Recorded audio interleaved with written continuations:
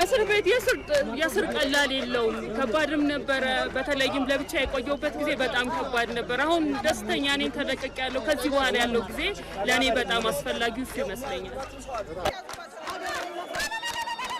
የቀድሞዋ ዳኛ የበፊቷ ቀንደኛ ተቋሚ ፖለቲከኛ የኋላዋ የምርጫ ቦርድ ሰብሳቢ ብርቱካን ሚደቅሳ ባለፈው ሳምንት አርብ ምሽት በቅንጡ ስካይላይት ሆቴል ያስመረቁት መጽሐፍ ምናልባትም ብዙዎች ሰምተዋቸው የማያውቁ አዳዲስ መረጃዎችን የያዘ ነው።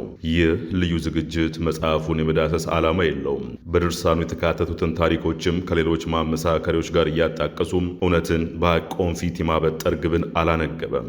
ግን ለዓመታት በወህኒ ያከረማቸው ለስደት የዳረጋቸው ኢህአዴግ የበላይ የሆነውን ህወሓት እደግፈው ነበር ማለታቸው ቀልብም ልብም የሚስብ በመሆኑ ዘርዘር አድርገን እንመለከተዋለን። በዳኝነት ሙያቸው የፈተኑት በሁለቱ ምርጫዎች በግልም በከፍተኛ አመራርነት በመሩት ቅንጅትም ከስልጣን ሊያስወግዱት የታገሉትን ህወሓት እንዴት ደገፉት? በእርግጥ ግን አምርረው ለዓመታት የተቃወሙትን ህወሓት እንዲደግፉ ምን አደረጋቸው? ይህ ድጋፋቸውን ግን ለምን ለሌላ ሰው አልነገሩትም? የህወሓት ደጋፊ መሆናቸው ፍጹም እንዲታወቅም አይፈልጉም ነበር። ምክንያታቸው ምን ነበር? ለመጀመሪያ ጊዜ ያደነኩት ፖለቲከኛ መለስ ዜናዊ ነበር ሲሉስ ከምን ተነስተው ነው? ዛሬ ዝነኛዋን፣ አወዛጋቢዋን፣ ተቃዋሚ ፖለቲከኛዋን፣ ስደተኛዋን፣ የመንግስት ሹመኛዋን፣ ባለብዙ ገጿን ብርቱካን ሚደቅሳ ለህወሓት ነበረኝ ሲሉ ምስክርነት የሰጡትን ድጋፍ መነሻ አድርገን ለተከታዮቹ ደቂቃዎች እንዘልቃለን። አብረን እንዝለቅ።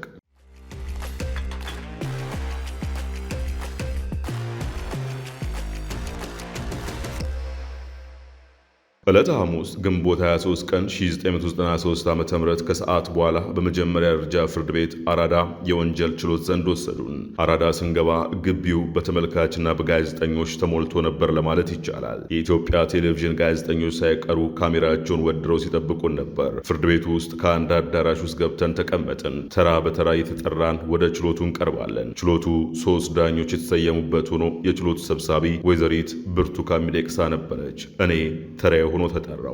ከኔ ጋር የቀረቡት ምረትአብና ፍስሐ ነበሩ። ወይዘሪት ብርቱካን ሚደቅሳ በምንድነው የተከሰሱት በማለት ጠየቀች። መልሱን ያቀረበው ፖሊስም ምፋአም ትሬዲንግና ምረትአብ ያለአግባብ የባንክ ብድር ወስደዋል፣ አቶ ስዬም ተጠቃሾቹ ብድር እንዲያገኙ አመቻችተዋል። ለምፋአም ትሬዲንግ ከጣና ትራንስፖርት 10 ከባድ የጭነት መኪና በነፃ በስጦታ መልክ ተበርክቶለታል። ጣና ትራንስፖርት ይህን ያደረገበት ምክንያትም ስዬ የትዕምት ወይም ኤፈርት ዳይሬክተር ስለሆኑና እርሳቸው አንዳንድ እገዛ ለማግኘት ብሎ ሲሆን ለዚህ ውለታ አቶ ስዬ ለጣና ትራንስፖርት ያደረጉት እገዛ በሚመለከት አንዳንድ መረጃዎች አሰባስበናል አለን። ወይዘሪት ብርቱካን አመቻቹ ማለት ምንድን ነው? ለአቶ ስዬ መኪና ቢገዙላቸው ወንጀል የሚያደርገው ምንድን ነው? በ10 መኪናዎች ግዢና በአቶ ስዬ ትዕምርት ወይም ኤፈርት ዳይሬክተር መሆን መካከል ምን ግንኙነት አለ? በማለት ፖሊሶቹን ብትጠይቃቸውም ለጥያቄዎቹ መልስ አልነበራቸውም። አፍረው የሚናገሩትን አጥተው ደርቀው ነበር የቀሩት። ችግሩ ከእነርሱ አልነበረም።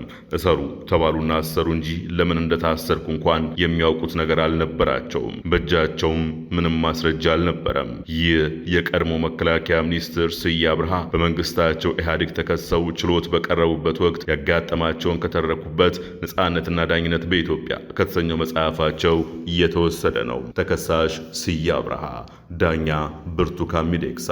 ይህ በወቅቱ እጅግ አነጋጋሪ የነበረው የግንቦት የችሎት ውሎ ቀጥሎ ሰኔ ላይ ይደርሳል። ቀድሞ መከላከያ ሚኒስትርም እንዲህ ይቀጥላሉ በመጽሐፋቸው።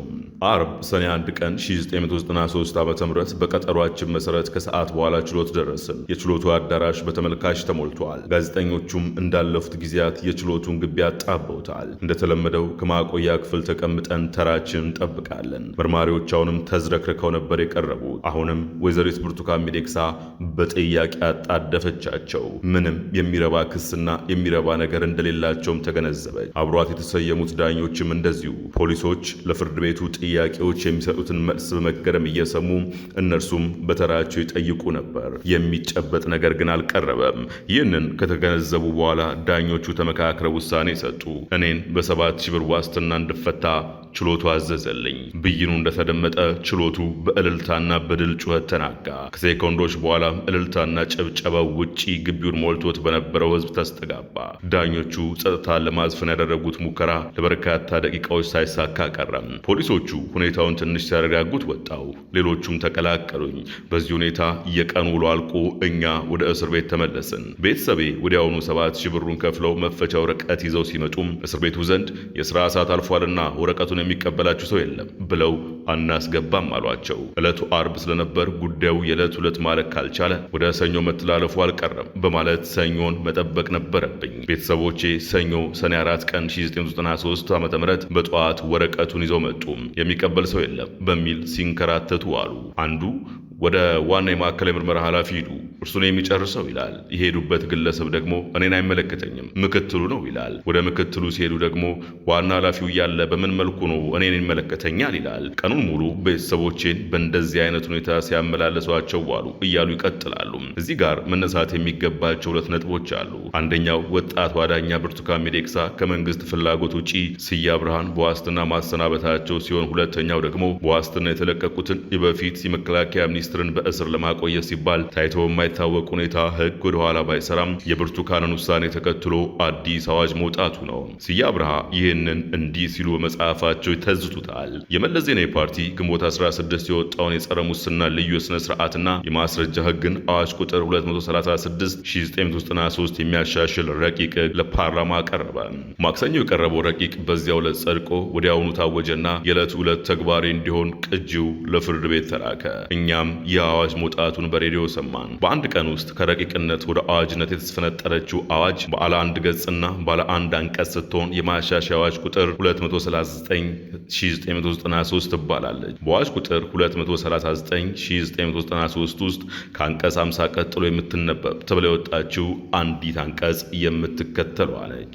አንቀጽ 50 እንዳሌታ ውሃ የሙስና ወንጀልን የሚመለከት የመያዝ፣ የብርበራ፣ የቀነ ቀጠሮ፣ በማረፊያ ቤት የማቆየት፣ የእገዳና ሌላ ከምርመራ ጋር የተያያዘ ተመሳሳይ ጉዳዮችን የሚመለከቱ ማመልከቻዎች ወይም ጥያቄዎች የሚታዩት የሙስና ወንጀል ጉዳይን ለማየት ስልጣን በተሰጠው ፍርድ ቤት ይሆናል። ዛሬው ጥንቅራችን አስኳል ብርቱካን ሚደቅሳ በዚህ አይጠበቅ የችሎት ውሳኔያቸው ብቻ ሳይሆን በ1992 ከ5 ዓመታት በኋላ በዝነኛው 1997 ምርጫም የአብዛኛውን ልብ ከኢህአዴግ እንዳሸፈተ የተነገረለት ቅንጅት ለአንድነትና ዲሞክራሲ ፓርቲ የፊት ገጽ ሆነው ተከሰቱ። ብርቱካን ሚደቅሳ ለብዙዎች ታወቁት በ1997 ዓ.ም ምርጫ በተቃዋሚ ፖለቲካ ፊት ቆመው በኋላም የታሰሩ በመሆናቸው ቢሆንም ከዚያ በፊት በፍርድ ቤት ውስጥ የፍትህ ድምፅ እንደነበሩ ልክ ቀደም ሲል በቀድሞ ሚኒስትር እንደተተረከው የሚመሰክሩላቸውም አልጠፉም። 1997 ዓ.ም ምርጫ ሲመጣ ብርቱካን በቅንጅት ፓርቲ የህዝብ ተስፋ ሆኑ። ምርጫውን ተከትሎ የተነሳው ፖለቲካዊ ግጭት ግን የቀድሞ አንዳኛ ተቃዋሚ ፖለቲከኛ ወደ እስረኛነት ቀየራቸው። መንግስት ለመጣልና ህገ መንግስት ለማፍረስ በሚል ተከሰሱ። ነገር ግን የዓለም አቀፍ ተቋማት እስሩን ፖለቲካዊ መሆኑን በመግለጽ ይቃወሙት ነበር። ከዓመታት እስር በኋላም ተሰደዋል።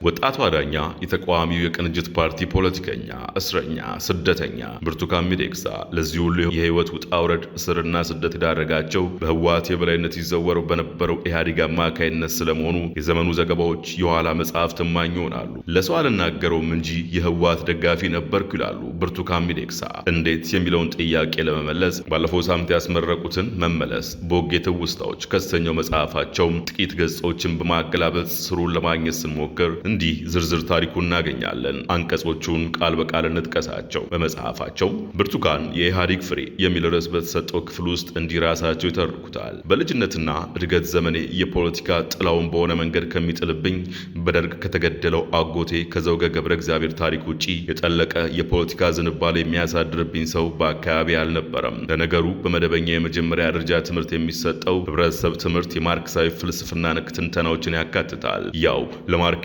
ሽምድድ አድርጌ ፈተናውን በጥሩ ውጤት ከማለፍ በስተቀር ብዙ የገባኝ ነገር አልነበረም። የህብረተሰብ የእድገት ደረጃዎች ሄደው ኮሚኒዝም ከሚባል ህልም መሰል ስርዓት ላይ ደርሱናል የምትለው ሐሳብ ግን አንዳንድ ቀን የልጅ ልቤን የሆነ አይነት ጉጉት ውስጥ የምትከታት ነገር ነበራት። ሃይስኩል ከገባም በኋላ ፖለቲካ ተብሎ ከምንማረው ትምህርት ይልቅ እንዳለፈ ዘመን ፖለቲካ የሚቆጠረው የታሪክ ትምህርት የተሻለ መረዳትን ብሎም ስለ ፖለቲካ የማወቅ ጉጉትን ይፈጥርብኝ ነበር እያሉ የሚቀጥሉት ብርቱካን ስለ ህወሓት ታጣቂዎች ይሰማሉ። ስለ እነርሱም ለማወቅ ጉጉት ያድርባቸዋል። እንዳያልኩት የለም ያ ሁሉ ታለፈ ታጋየት ብልጅ በደሙ በላቡ ማታሪክ ጻፈ። ስለ ታጋዮቹ ለማወቅ በተፈጠረብኝ ጉጉት አንዱን በአንዱ ላይ ያክተለተልኩ የማነሳቸውን ጥያቄዎች የመመለስ ዕዳ የወደቀው ቤት በተቀመጠችው ዘኒ ላይ ነበር። ዘኒ አስተማሪ ስለሆነች ነው መሰል ምንም ሳትሰለች ዝግ ብላ በሚያምር ድምጿ ሁሉን ታስረዳኛለች።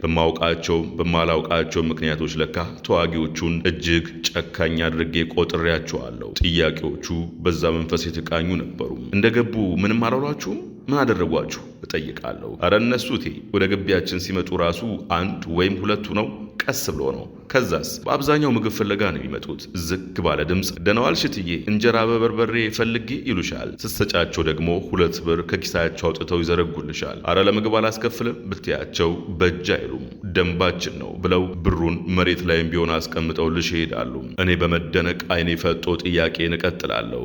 ሌላስ ምን ያደርጋሉ? ወሬው እንዳያልቅብኝ በመፈለግ የሰበሰቡትን እንጨት ይዘው ይመጡና አስፈቅደውን ግቢያችን ገብተው መጥረቢያ ተውሰው እንጨታቸውን ፈልጦ ይሄዳሉ። ለዛ ገንዘብ አይከፍሉም። ሴቶቹ ናቸው ወንዶቹ እንጨት የሚፈልጡት? ያው ስለ ሴቶቹ ጉዳይ ለማወቅ ከተሳብ ቆየችም የለ ይላሉ ብርቱካን። ማስረዳት ትቀጥላለች ዘኒ። እንጨት መስበር ቢሆን ውሃ መቅዳት ቢሆን ምግብ ማብሰል ወንድ ሴት ሳይሉ ሁሉም በእኩልነት ነው የሚሰሩት። ዘኒ የሰጠችኝ የአይን እማኝ መረጃ አስተሳሰቤን ለወጠ እያሉ የቀጠሉት ብርቱካን የጦርነቱን ዜና ዟው ባሳየችኝ ድብቅ የሬዲዮ መስመር የድምፀ ወያኔ ስርጭታቸው በየቀኑ መከታተልን ስሬ ብለው መያዛቸውን ያነሳሉ። ቀጥለውም ዘኒ እንደነገረችኝ ኋላ ከሌሎች ዘመዶቼም ሰምቼ እንዳረጋገጥኩት ታጋዮቹ በልመና ያስከፍቱ የነበረውን የነዋሪውን መሶብ የደርግ ወታደር በጉልበት ገልብጦ ይበላ ገባ። የሴት መደፈር ወሬም እዚያም ይሰማ ጀመር። በየመሸታው ቤት ወታደሩ ሳይከፍል ያሻውን ጠጥቶ ከተማዋን በባሩድ ያፍናት ጀመር። ይህኔ የአካባቢው ሰው ውስጥ ለውስጥ ይነጋገርና ታጋዮቹን መርቶ መልሶ ወደ ደራ ያስገባቸዋል። ይህ ኩነት በግራ በቀኝ ያሉትን ተዋጊ ኃይላትን አንዱን በመልካምነት ሌላውን በክፋት የሚሰይም ግልጽና ተጨባጭ የሞራል ማንጸሪያ ሆነልኝ።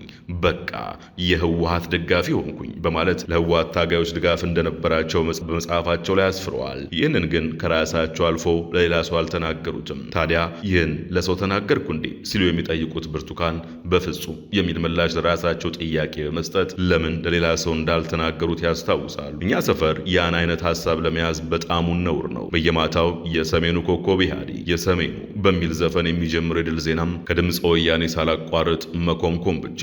በእርግጥ ያ አሰፋ የሚባል ወኪላቸው በቪኦኤ ቀርቦ አዲስ አበባ እንደገባን 2 መንግስት እናቋቁማለን፣ አንዱን አዲስ አበባ አንዱን አስመራ ብሎ ጥጋብ ጠቀስ ንግግር ሲያደርግ ነገሩ ትንሽ ግር ሳይለኝ አልቀረም። የዘመኑ ፖለቲካ ፍጥነቱ የናረ ነበርና አንዱ ነገር ወደ ሌላው እያመራ ሰዎቹ ብዙም ሳይቆዩ አዲስ አበባ ገቡ።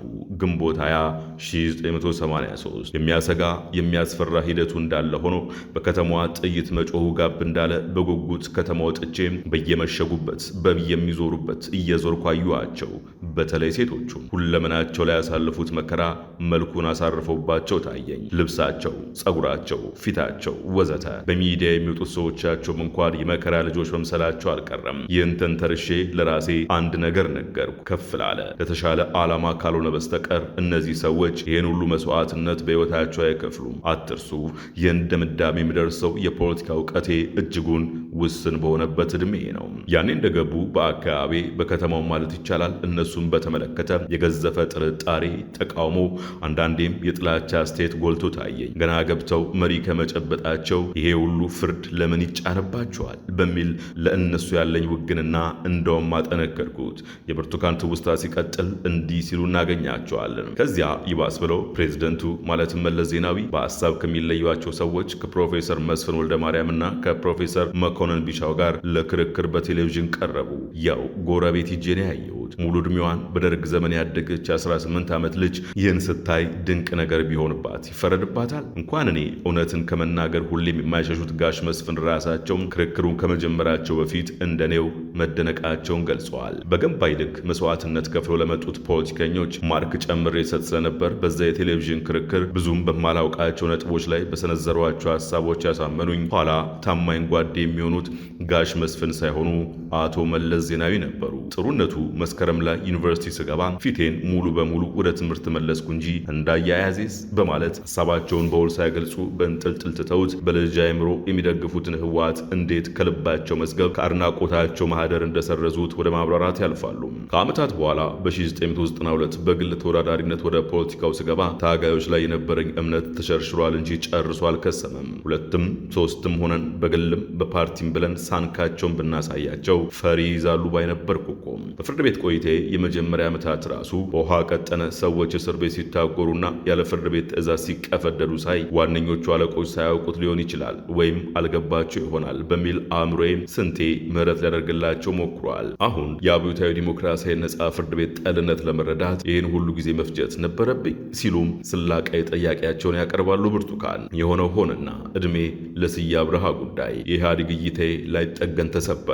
ይህን ሁሉ የተናዘዝኩላችሁ ይችል ለማለት ነው። ከእውቀት ጎደል ገራገራዊ ምልከታዬ ጋር ተጋግዞ ፖለቲካ ሀ ብሎ ያስጀመረኝ ወደ ፖለቲካ የሚሳበኝ በእርግጥም ኢህአዴግ ነበር። ለመጀመሪያ ያደነኩት ፖለቲከኛም የኋላ አሳሬን መለስ ዜናዊ መሆኑን ራሳቸው ምስክርነታቸውን ሰጥተዋል። ለዚህ ዝግጅት የስዬ አብርሃ ነጻነትና ዳኝነት በኢትዮጵያንና መመለስ የቦጌ ትውስታዎች የብርቱካን ሚደቅሳ መጽሐፍ በዋቢነት ተጠቅመናል። ለዛሬ ያሰናዳነው ልዩ ዝግጅት በዚሁ ቋጨን። ዲስ ማልዳን ሰብስክራይብ፣ ላይክ እና ሼር ማድረግን አይዘንጉ። ጤና ይስጥልን።